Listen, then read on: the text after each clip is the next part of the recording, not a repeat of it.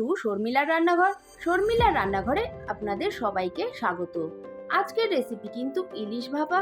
তার জন্য আমি এখানে 6 পিস ইলিশ মাছ ধুয়ে পরিষ্কার করে নিয়েছি। এখানে একটা বাটিতে আমি নিয়ে নেব 1 চামচ কালো সর্ষে আর নিয়ে নেব 1 চামচ হলুদ সর্ষে।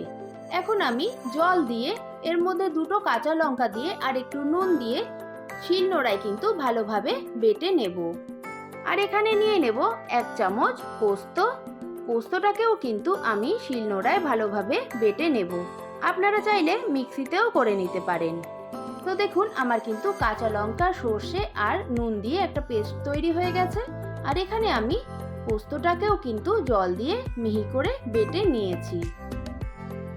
এখন আমি মাছগুলোর মধ্যে যে সর্ষে, লঙ্কা আর নুনের যে পেস্ট করে রেখেছিলাম সেটা কিন্তু দিয়ে দেব। আর দিয়ে দেব যে পোস্তটা আমি বেটে রেখেছিলাম সেই পোস্তটাও কিন্তু এখানে অ্যাড করে দেব।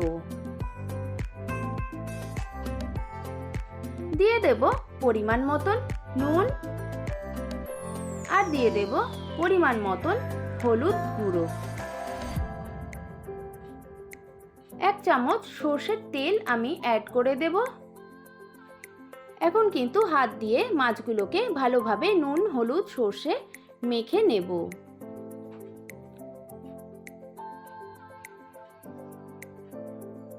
তো বন্ধুরা, আমার কিন্তু মাছটায় ভালোভাবে মশলা মাখানো হয়ে গেছে। এখন একটা টিফিন বক্স নিয়ে নেব। এর মধ্যে একে একে কিন্তু আমি মাছগুলো সাজিয়ে দেব। তো বন্ধুরা, খুবই অল্প সময়ে হয়ে যায়। তো অবশ্যই কিন্তু বাড়িতে একবার এইভাবে ট্রাই করে দেখবেন, খেতে কিন্তু দারুণ লাগে।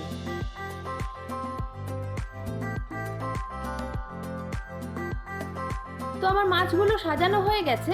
এখন যে মশলাটা ছিল সেটাও কিন্তু আমি এখানে অ্যাড করে দেব। এখন আমি দিয়ে দেব বেশ কিছুটা কাঁচা লঙ্কা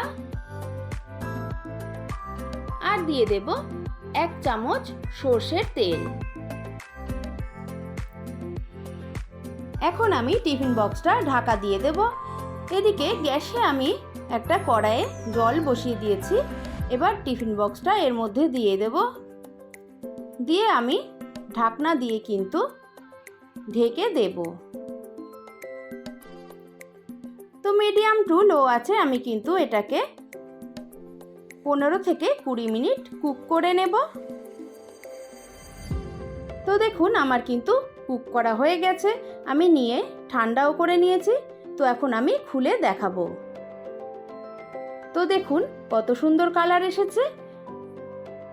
তো এরকম রেসিপি পেতে কিন্তু অবশ্যই শর্মিলার রান্নাঘরকে সাবস্ক্রাইব করে দেবেন। তো এখন আমি এখানে দিয়ে দেব 1 চামচ সর্ষের তেল। তো আমার রেসিপিটি যদি ভালো লাগে অবশ্যই একটা লাইক, কমেন্ট করে দেবেন।